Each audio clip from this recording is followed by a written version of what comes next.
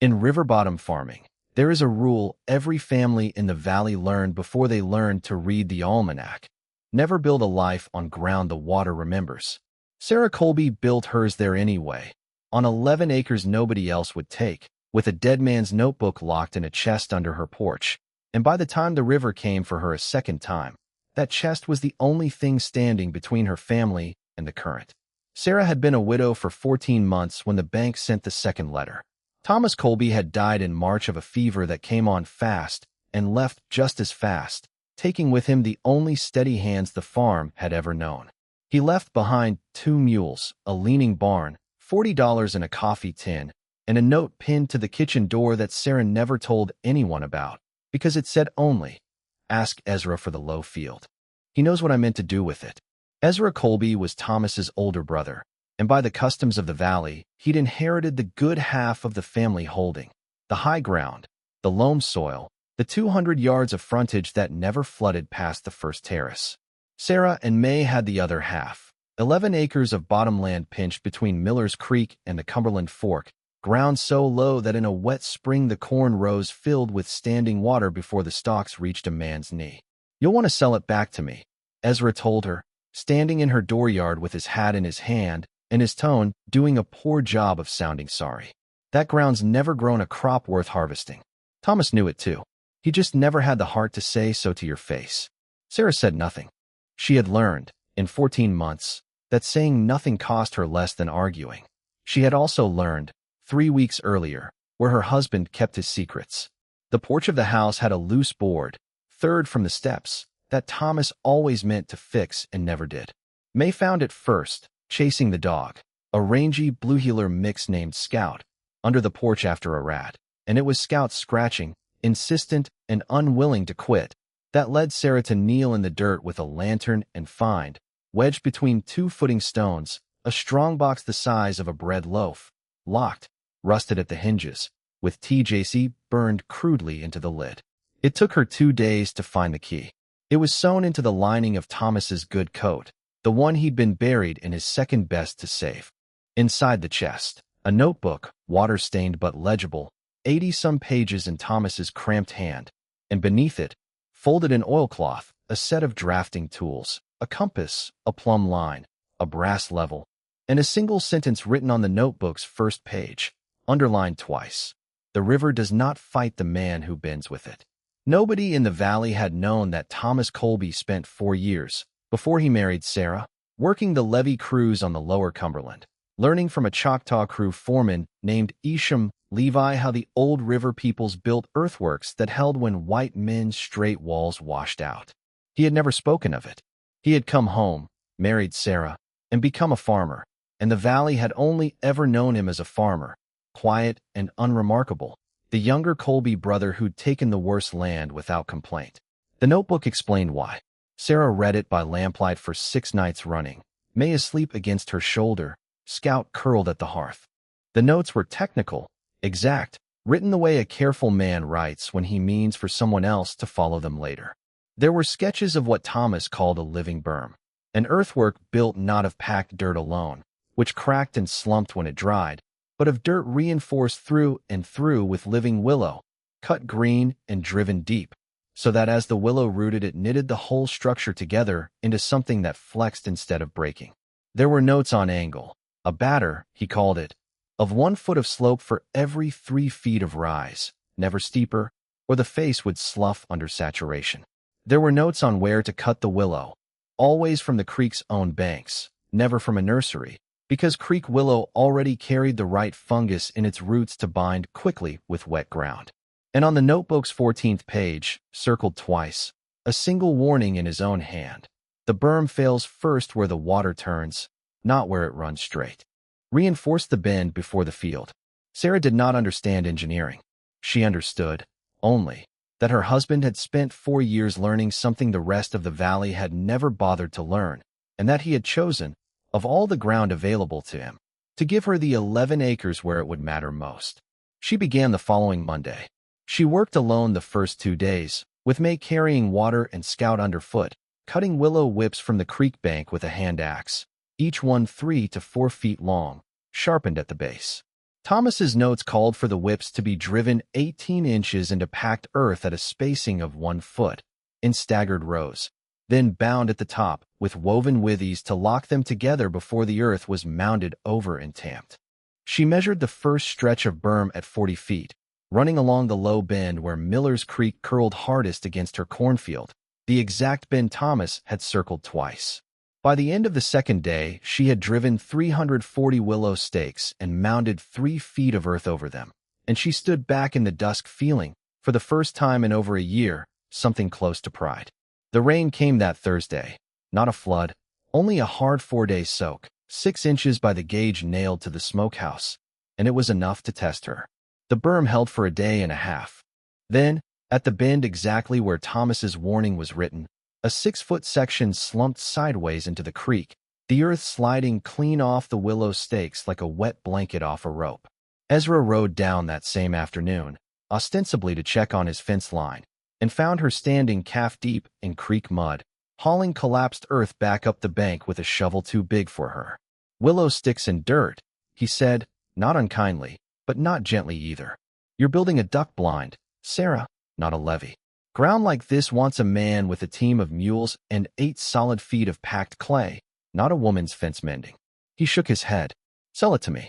I'll give you a fair price, and you and May can board with us through winter." Sarah did not answer him. She knelt instead and pressed her palm flat against the collapsed face of the berm, the way you'd feel a horse's leg for heat, and she understood, in her hand before she understood it in her head, that the earth here was too wet and too loose. She had tamped it in thick, heavy layers instead of thin ones, and the water had found the seams between the layers and floated the whole mass loose from the stakes. That evening she rode 2 miles to the Whitfield place, where old Nathaniel Whitfield, who ran the dry goods store and had once worked a rice levee in the Carolinas as a young man, listened to her describe the failure with his arms folded and his face unreadable. "Layers too thick," he said finally. 6 inches, packed hard, then wet it down before the next 6 goes on. Don't rush it. And drive your stakes closer at the bend. 8 inches, not 12. Water don't care how tired your arms are. She rebuilt the 6-foot section over 2 days, in 6-inch lifts, wetting and tamping each one before adding the next, driving the stakes at 8-inch spacing exactly as he'd said. When she finished, she set a lit candle in a jar at the base of the repaired section and left it burning through a night of steady rain, checking it every 2 hours. By dawn the flames still burned, steady, unmoved, proof, small as it was, that no water had undermined the earth beneath it. She began keeping a ledger after that. A page torn from Thomas's notebook, ruled by hand. Feet of berm completed, willow stakes driven, days of labor, rainfall by the smokehouse gauge. By the second week of June the ledger read 340 feet complete, and the low field, the field Ezra called worthless, had not flooded once, even through a wet fortnight that put standing water on 3 of Ezra's own low pastures. The neighbors noticed before Ezra did. Dr. Ainsley, riding past on his rounds, reined in one morning to ask what in creation she'd built, and stood at the bank end for a full 10 minutes turning a willow stake over in his hands. Mrs. Purdy, a widow herself, walked the whole 340 feet with her, asking careful questions and touching the packed earth like she didn't quite believe in it. Even Whitfield began mentioning it at the store, telling customers there was a woman down on the Colby bottomland building something worth a look. It was not all triumph. In late June, moving fast to finish a second stretch before the summer rains, Sarah misjudged a wet bank and lost her footing, tearing 11 willow stakes loose and pulling a muscle in her back badly enough that she couldn't lift a shovel for 4 days. May did what she could, small hands driving whips too shallow to hold, and a full day's work had to be redone. Sarah lay in bed on the second of those 4 days, staring at the ceiling, and asked May, in a voice smaller than she meant it to be, "How long before this ground feeds us again, do you think?" May, 12 years old and dirt-streaked to the elbow, only climbed up beside her and said, "Papa's book says the roots take 2 seasons. We've got 1 done." It was not comfort, exactly, but it was arithmetic, and arithmetic held.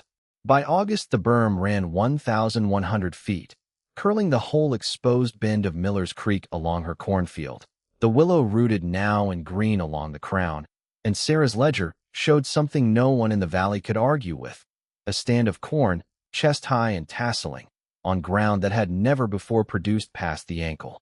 The signs came in the first week of September. Sarah noticed the barometer glass Thomas had kept on the porch, another thing from the chest, still accurate, still hers to read, dropping steadily for 3 days running, faster than any front she'd seen that summer. The birds that nested along the creek willows left all at once on the second morning, a whole colony gone by noon.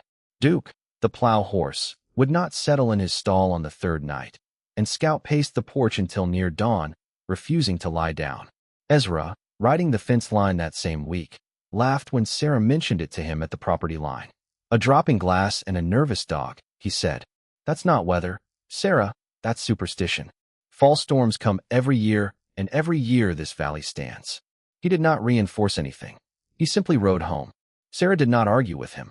She spent the next 2 days instead driving a second row of willow stakes along the outer face of the berm at the bend, doubling the reinforcement exactly where Thomas had circled his warning. And she moved the mules and the milk cow to the highest corner of the property, and she nailed the smokehouse door shut against the wind that was already starting to smell like rain. The storm broke on the fourth night, and it broke hard. Rain came sideways for 11 hours, and Miller's Creek, which normally ran 4 feet at the ford, rose to 11 feet by Sarah's own mark on the ford post before the mark itself went under. Upstream, on Ezra's low pasture, a hastily stacked rail and earth barrier that his hired men had thrown up that afternoon gave way within the first 2 hours, the water simply walking around both ends of it and taking 8 acres of his corn with it, whole rows lifting and floating downstream in the dark. At the bend on Sarah's land, the berm bowed. It did not break. The willow-knit earth flexed under the pressure of the current the way Thomas's notebook said it would, holding its line even as the water climbed to within 8 inches of the crown, until, near midnight, a fallen sycamore limb wedged itself against the outer face at the exact bend Thomas had warned about, and the current, redirected, began to gouge a channel beneath the limb, eating into the berm's face in fast, ugly bites.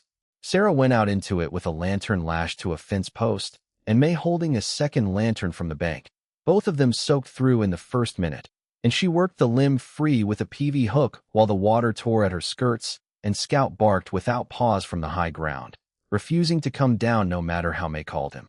It took 19 minutes. She would write the number in the ledger the next morning, exact, because precision was the only thing that steadied her hands while she worked.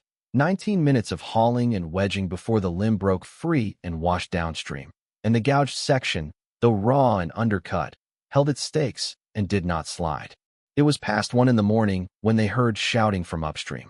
Ezra's son, Caleb, 16 years old, had gone out in the storm to try to save 2 calves trapped by the rising water on the low pasture, and the current had cut him off from the bank, leaving him clinging to a fence post in water already at his chest and rising.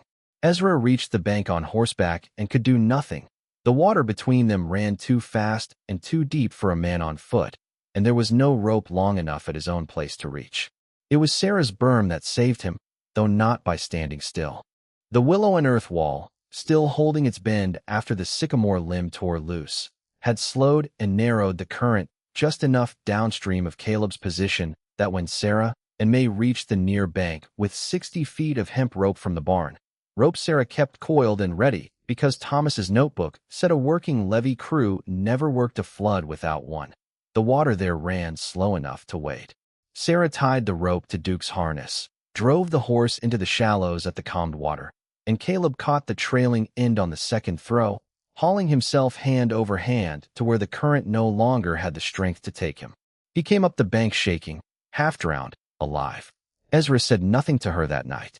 He carried his son up to the house wrapped in Sarah's own coat and did not speak a word, and Sarah did not ask him to. Morning came gray and slow, the rain gone, the creek already falling back toward its banks.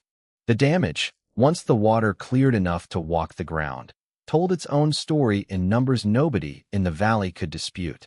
Ezra's low pasture had lost roughly 7 of its 8 planted acres, the corn simply gone, carried off or buried under a foot of silt, a loss the county assessor would later put at just under $300. 3 other bottomland farms downstream had lost fencing, a smokehouse, and in one case a hog pen entirely. Sarah's 11 acres, by contrast, showed erosion along 40 feet of unreinforced bank above the berm's northern end, ground she hadn't gotten to yet, and nothing more. Her corn stood. Ezra came down on foot 2 days later, without his hat this time, and without a word about selling. He walked the berm's whole 1,100 feet in silence, crouching twice to press his palm into the packed earth the way Sarah had taught herself to do in June. And at the damaged northern stretch, he picked up a willow stake from the pile she'd cut and had not yet driven, turned it over once in his hands, and asked her, quietly, at what spacing she drove them at the bends. 8 inches, Sarah said. 12 on the straight runs. He nodded, set the stake back on the pile, and picked up a shovel. By the following spring, 3 other families along Miller's Creek had willow and earth berms of their own, cut and driven under Sarah's instruction, and Whitfield kept a sample section. A foot-square block of rooted, packed earth Sarah had cut for him, displayed on his store counter with a hand-lettered card that read simply, Colby Method. Ask inside. Mrs. Purdy's low field, reinforced that same spring, went through the next wet season without losing a row. Sarah kept the ledger going. By the 2nd September it read 2,600 feet of berm, 3 seasons without a flooded acre, and a line at the bottom, added the night after the storm and never crossed out. In Thomas's own hand copied faithfully into the new page. The river does not fight the man who bends with it. The chest stayed under the porch, the loose board fitted back into place above it, and some nights Sarah could still hear Scout scratching there out of old habit, chasing nothing, remembering everything. The ground that bends with the water is the only ground that keeps its shape when the water comes for it.